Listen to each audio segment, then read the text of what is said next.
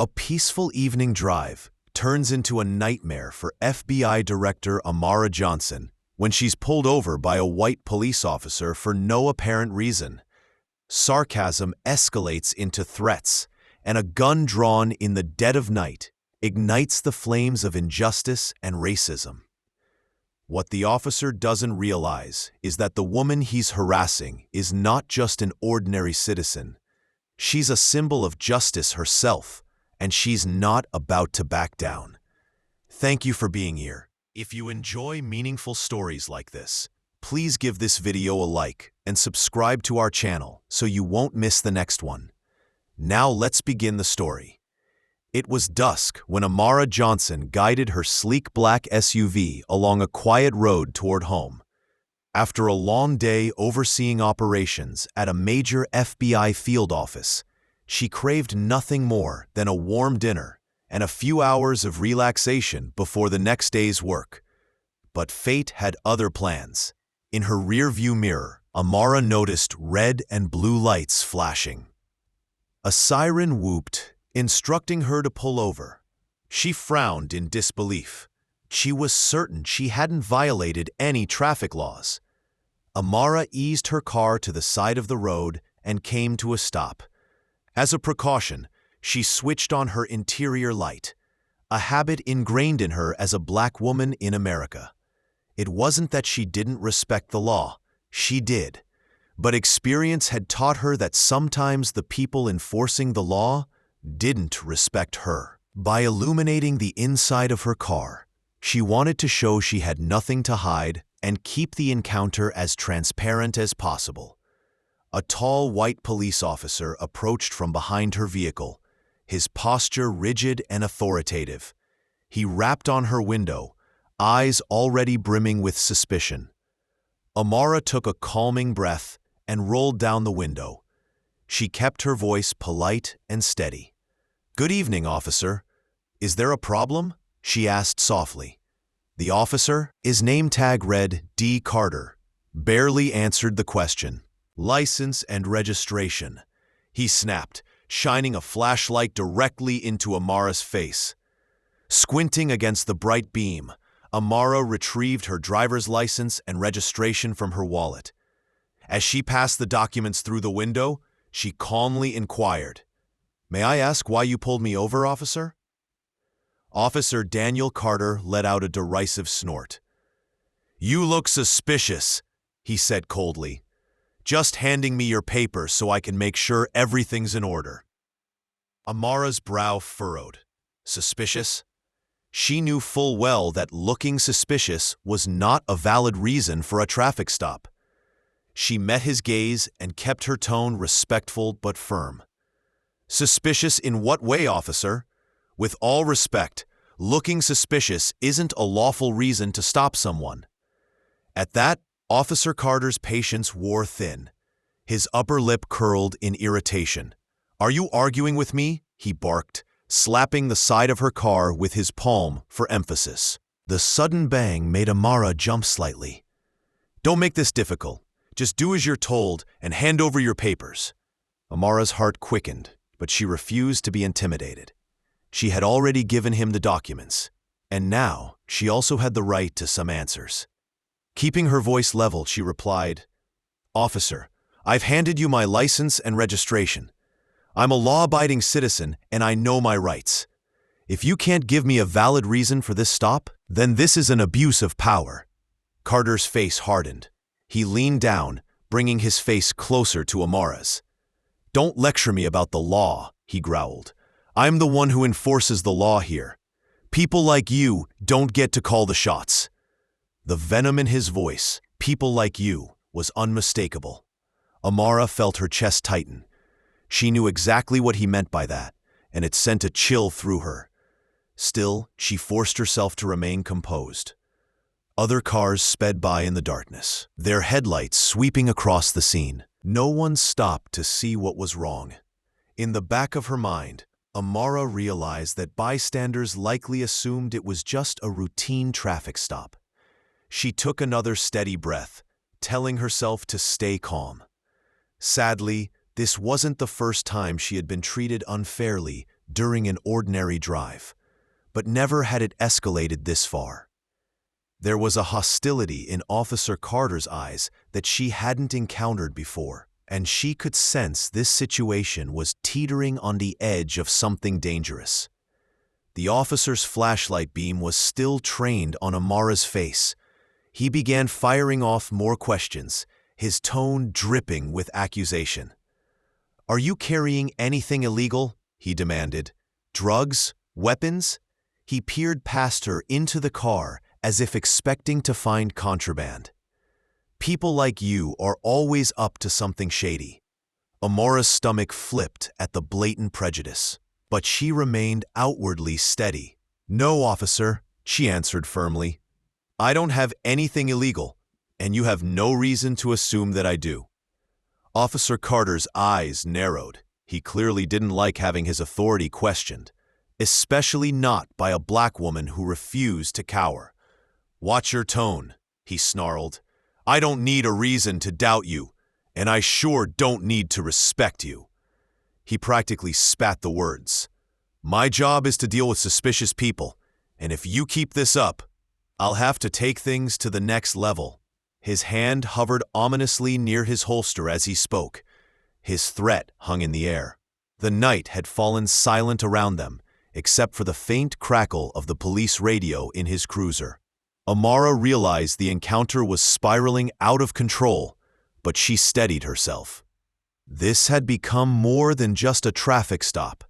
It was a test of her resolve and of the justice she dedicated her life to uphold. Summoning all her training, Amara kept her voice calm. "Officer, I am cooperating," she said evenly. "I've given you what you asked for. I only ask that you follow proper procedure.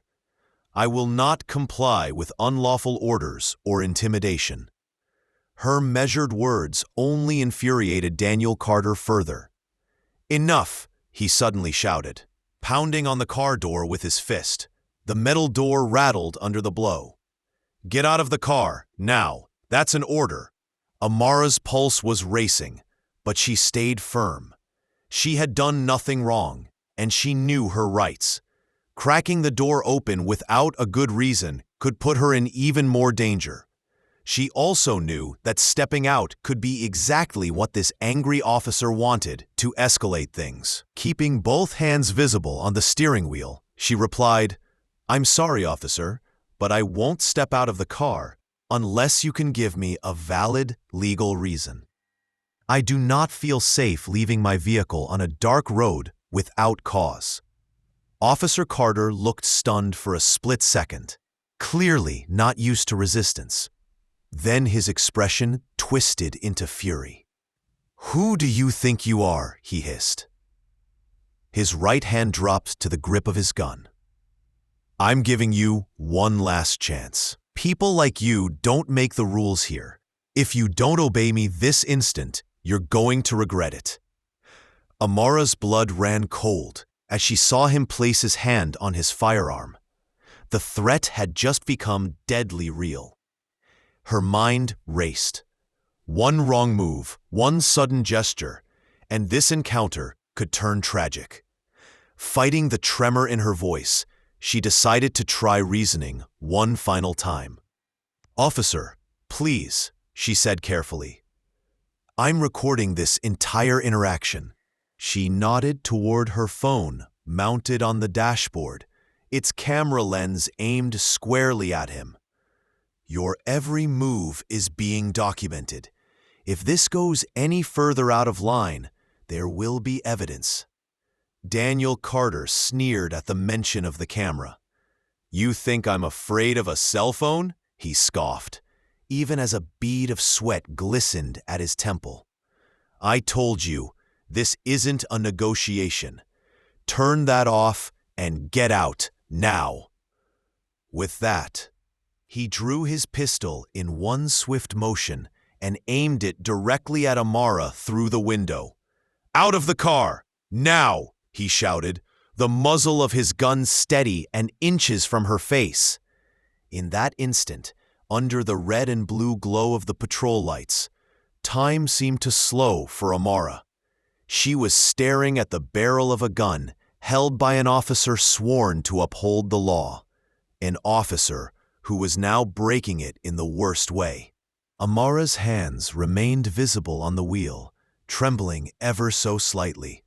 Her heart thundered in her ears, but she kept her voice as calm as she could. "Officer," she said in a measured tone, "you are breaking the law right now. I need you to lower your weapon." Her eyes locked with his, unwavering. "This is an unlawful use of force." For a moment, neither of them moved. The two were locked in a standoff, one abusing his power, fueled by hatred. The other, standing her ground, fueled by courage. The night was silent, except for their heavy breaths. Officer Carter's gun did not waver. "Don't try to be a hero, girl," he snarled through gritted teeth. "I'm the one in control, and I won't say it again. Get out, or I will shoot." Realizing that reasoning with him was futile, Amara decided it was time to play her last card.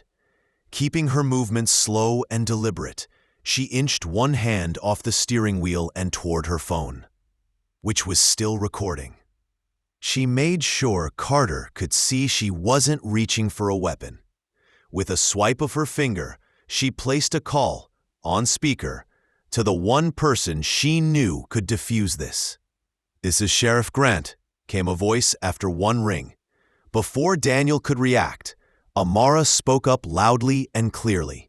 "Sheriff, this is Amara Johnson, Director of the FBI. I am on Pine Road, being held at gunpoint by one of your officers, Daniel Carter. He pulled me over without cause and is now threatening my life. I need assistance immediately." Officer Carter's eyes widened in disbelief. "What are you?" he blurted, momentarily thrown off by the sudden turn of events. He hadn't expected her to actually call his superior right then and there. Recovering quickly, he reached over and slapped the phone out of Amara's hand, disconnecting the call. "You're not allowed to call anyone," he barked. "How dare you?" But the damage was done.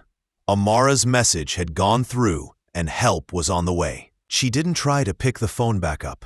It lay on the floor of the car now. Instead, she kept her hands up where Daniel could see them and spoke with quiet resolve. "Officer, I've alerted the sheriff. He knows what's happening here." Her voice hardened. "It's over. Put the gun down."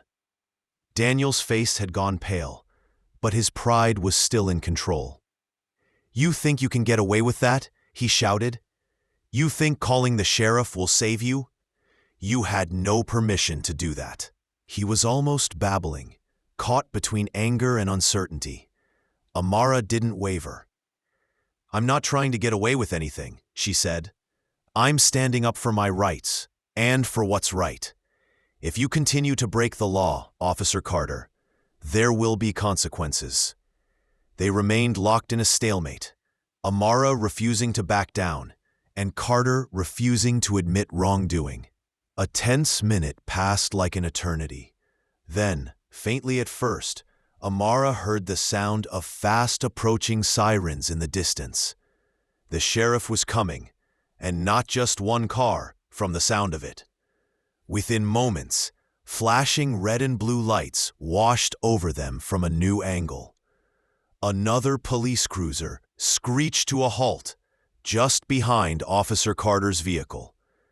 Daniel's eyes darted toward the new arrival, his confidence faltering for the first time. A burly man in a sheriff's uniform stepped out of the second cruiser, taking in the scene with one sweeping glance.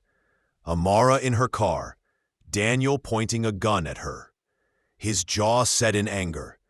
"Carter, the sheriff," Sheriff Grant shouted as he marched toward them. "What the hell do you think you're doing? Lower your weapon now." His voice was commanding, used to being obeyed. Relief flooded through Amara, though she remained very still, her hands still visible. This was the moment of truth. Officer Carter hesitated, his head swiveling between Amara and his approaching boss. Finally, with the sheriff only a few paces away, Daniel cursed under his breath and slowly lowered his gun. He looked stunned, as if he himself couldn't believe what he'd been doing. Sheriff Grant stopped beside Daniel and immediately took control. He placed a firm hand on Daniel's arm and glared at him. "Give me that firearm," he ordered sharply. Daniel, cheeks burning with humiliation, surrendered his pistol into the sheriff's outstretched hand without a fight. The sheriff engaged the safety and holstered the gun at his own side. As 2 more patrol cars arrived and additional officers stepped out, Sheriff Grant turned to address Amara, who was still sitting in her car. "Ma'am, are you all right?" he asked, concern edging into his authoritative tone. Before Amara could answer, Daniel erupted, desperate to defend himself. "Sir, this woman was not cooperating," he exclaimed, pointing at Amara accusingly. "I asked her multiple times to get out, but she refused. She was recording me and calling you to threaten me." His words tumbled out in a frantic rush. Sheriff Grant's eyes flashed with anger as he cut Daniel off.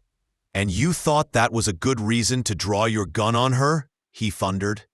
"Have you lost your mind, Carter? This is a serious abuse of power. Do you have any idea who you're talking to? What you've just done?" Daniel opened his mouth, but no sound came out. He looked from the sheriff to Amara, clearly realizing for the first time that this situation was beyond saving. Amara took that moment to step out of her vehicle. She stood tall, straightening her blazer, and met the sheriff's gaze directly. "Sheriff, my name is Amara Johnson. I am the director of the FBI field office in this region," she said calmly. Recognition dawned on Sheriff Grant's face. He blinked, stunned. "Ms. Johnson? The SBI director?" he repeated, as if to confirm his own eyes. Amara nodded. "Yes, sir.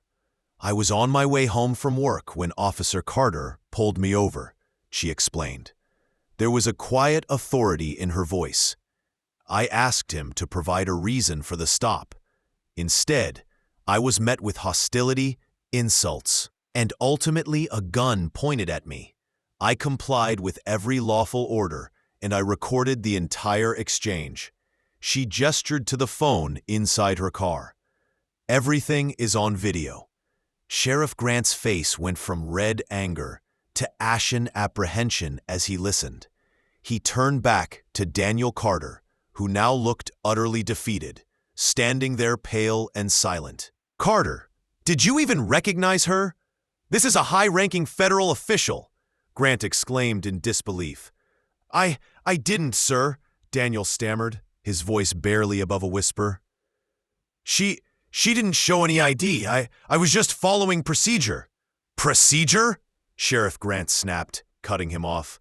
"What procedure gives you the right to pull a gun on an unarmed woman sitting in her car? What procedure has you hurling insults and threats at a citizen? Any citizen, let alone the FBI director? You've disgraced this department with your behavior." Daniel had no answer. He stared at the ground, sweat dotting his forehead. The other officers on the scene shifted uncomfortably, astonished at what had transpired. Amara drew a slow breath. Her composure was intact, but inside she felt a storm of emotions: anger, relief, and deep sadness that this had happened at all. "Sheriff," she said firmly, "I'm not here to demand special treatment because of my position.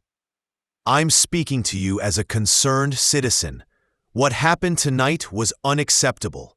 I expect a full investigation into Officer Carter's actions." Sheriff Grant gave a solemn nod. "You'll get exactly that, Ms. Johnson," he assured her. He turned to 2 of the officers who had just arrived. "Take Carter back to the station," he ordered. "He is relieved of duty effective immediately. I want him questioned and written up tonight." 2 deputies moved to flank Officer Carter. "Sir, wait!" Daniel began to protest, but one stern look from the sheriff silenced him. The deputies took him by the arms. Daniel's shoulders slumped. He didn't resist as they escorted him to a squad car. He knew there was no talking his way out of this. In a matter of minutes, the man who had been so full of swagger and malice was in handcuffs, driven away under the very same flashing lights he used to intimidate others. As the adrenaline of the confrontation began to ebb, Amara realized she was shaking. She took a moment to steady herself, exhaling slowly. Looking around, she saw the faces of the other officers. Some appeared shocked, others ashamed. The weight of what had just happened hung heavy in the cool night air. Sheriff Grant approached Amara, his expression one of deep regret. "Ms. Johnson, I am so sorry for what you just went through," he said quietly. "I promise you, this will not be swept under the rug. Officer Carter will be held accountable. This kind of behavior has no place in our police force." Amara offered a tight but appreciative smile. "Thank you, Sheriff. I trust you will handle it appropriately," he replied. She then looked into the sheriff's eyes, her voice gaining strength. "Please understand, I'm not pressing this because of who I am. Even if I were not an FBI director, no one should ever have to experience what I did tonight. This could have happened to anyone who looks like me. I want to make sure it never happens again." The sheriff nodded solemnly. "Understood. You have my word. There will be a thorough investigation and real consequences." And, he sighed, shaking his head, "I'll be frank, ma'am. This is going to become a very serious matter. I expect the media will be all over it, but maybe that's what needs to happen for us to root this kind of thing out." Amara glanced back at her SUV. The ordeal was finally over, at least for tonight. Exhaustion was beginning to set in as the adrenaline subsided. "If you don't need anything else from me right now, Sheriff, I'd like to go home," she said softly. "It's been a long day." "Of course, Miss Johnson," Sheriff Grant responded immediately. "We have your contact information, and we'll be in touch first thing tomorrow. Please drive safely, and again, I'm truly sorry." Amara got back into her car and, with a final nod to the sheriff, merged back onto the road. As she drove away from the cluster of police lights, she let out a shaky breath she didn't realize she'd been holding. Tonight had been a harsh reminder of the very injustice she had spent her career fighting. She had faced down a dangerous man with a badge and made it through alive. Many others in her position had not been so fortunate. The thought weighed on her heavily. Behind her, Sheriff Grant watched the taillights of Amara's SUV disappear into the night. Daniel Carter was gone from the scene, and the sheriff was left with the grim task of reporting this incident and initiating the fallout to come. Other officers milled about quietly, absorbing the lesson they'd just witnessed. The silence was telling. Every officer there knew that what happened tonight would send shockwaves through the department. It was a powerful reminder that with power comes responsibility, and that abuse of that power would not be tolerated. True to his word, Sheriff Grant wasted no time. The very next day, an internal investigation was launched. Daniel Carter was placed on administrative leave and brought in for a formal inquiry. He sat pale-faced as a panel of senior officers and internal affairs investigators grilled him about the previous night's events. Meanwhile, the Police Oversight Board, an independent committee that reviewed misconduct cases, was notified and began their own review. Word of the incident had spread quickly through official channels, and it wasn't long before the media caught wind as well. Amara didn't remain silent either. She handed over the cell phone video she had recorded, ensuring investigators had clear evidence of Officer Carter's actions and words. In the ensuing days, as the investigation picked up steam, Amara took the opportunity to speak out publicly. At a press conference in front of a cluster of microphones and cameras, she stood tall in her navy blue suit and addressed the nation. Dozens of reporters leaned forward as she spoke, "This is not just a story about me or about one bad officer," Amara said, her voice ringing with passion. "It's about thousands of Americans, especially people of color, who have suffered this kind of injustice and discrimination for far too long. What happened to me was a blatant abuse of power and a violation of the public trust. I intend to use every resource at my disposal to ensure that justice is served, not just for myself, but for everyone who has been mistreated or marginalized." Her words made headlines on the evening news and ignited discussions in communities across the country. Many saw Amara as a hero for standing up to racism and abuse of authority. Others, especially those who had been victims of similar incidents, saw her as a beacon of hope that perhaps things could finally start to change. 2 months later, the case of State of Missouri versus Daniel Carter finally went to trial. The courtroom was packed to capacity. On one side sat Amara, accompanied by colleagues and supporters. On the other sat Daniel Carter, flanked by his defense attorney. The public benches were filled with journalists, civil rights activists, and ordinary citizens keen to see justice served. The atmosphere was tense. This case had become a lightning rod in the national conversation about police conduct and racial bias. During the trial, Daniel Carter's lawyer tried to explain his client's behavior as a split-second decision in a stressful situation. He suggested that Carter had felt threatened and made a poor judgment call under pressure. But that argument crumbled under the weight of the evidence. The prosecution played the video from Amara's phone for the jury, frame by frame. The courtroom fell silent as everyone watched the scene unfold on a large screen. The calm night, the flashing lights, Amara's steady voice asking for a reason, and Daniel's escalating aggression, culminating in him aiming his gun at her while she clearly posed no threat. The video was undeniable.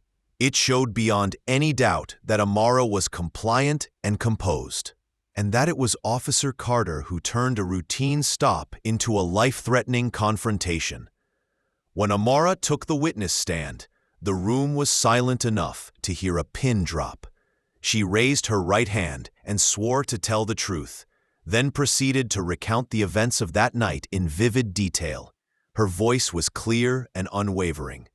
She described how it felt to be pulled over without cause, how Officer Carter's tone and words grew hostile and demeaning, and the fear she felt when she found herself staring down the barrel of his gun. "I have dedicated my life to upholding the law," she testified, her gaze shifting from the jury to the defendant. "Never did I imagine that I would find myself pleading for basic respect and safety from a fellow law enforcement officer." Not only did Officer Carter abuse his power that night, he also betrayed the public's trust. If we allow this kind of behavior to go unchecked, the system we rely on for justice will instead become an instrument of oppression. Her words struck a chord in the courtroom. A few jurors nodded subtly, empathy in their eyes. Daniel Carter, however, avoided meeting Amara's gaze. He shifted uncomfortably in his seat, hands clasped tightly in front of him. After a week of testimony and evidence, the jury began deliberations. It didn't take them long. The evidence was overwhelming. When everyone was called back into the courtroom, the atmosphere was electric. The judge asked the foreperson if the jury had reached a verdict. "We have, Your Honor," the middle-aged woman said as she stood holding a piece of paper. She began to read aloud, and each word brought a sense of relief to those supporting Amara's cause. On the charge of abuse of power, guilty. On the charge of racial discrimination, guilty. On the charge of endangering the life of a citizen, guilty.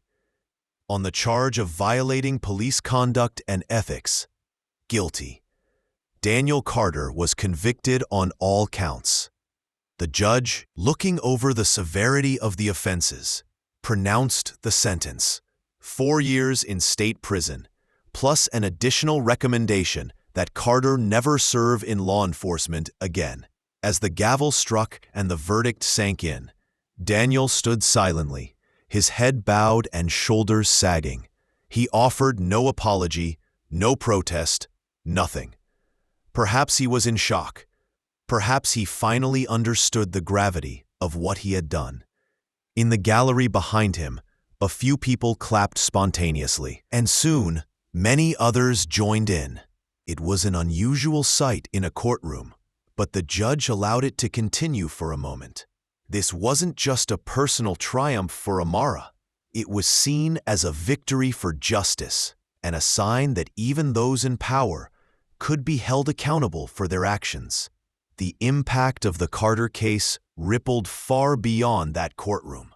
Across the country, police departments and law enforcement agencies took notice. The incident became a catalyst for difficult but necessary conversations. Many departments accelerated reforms, conducting new training sessions on racial bias, de-escalation techniques, and officers' duty to intervene when they see a colleague crossing the line. Seminars on ethics and professional conduct were held at a large scale, aiming to prevent the next incident before it happened.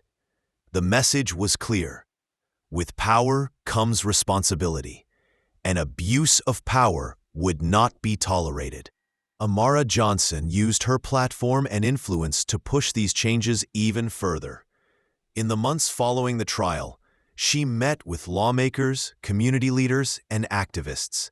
She advocated for policies like better screening and training for officers, body cameras, and stronger oversight of police misconduct.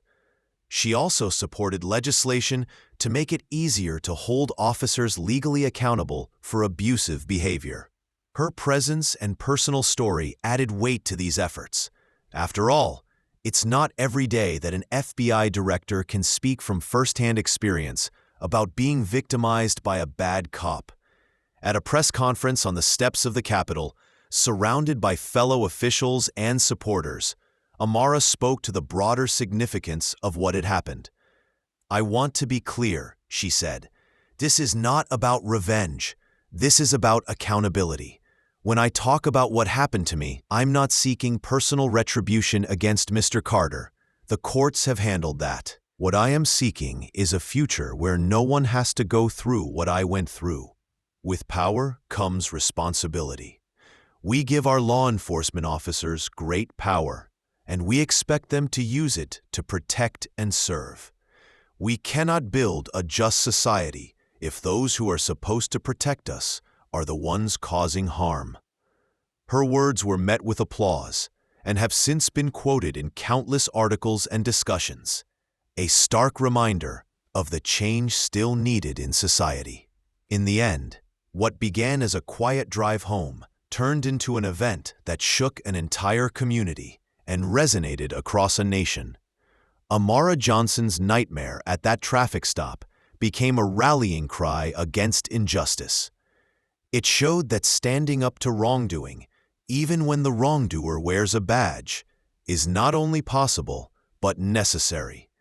And it proved that one person's courage can inspire change on a much larger scale.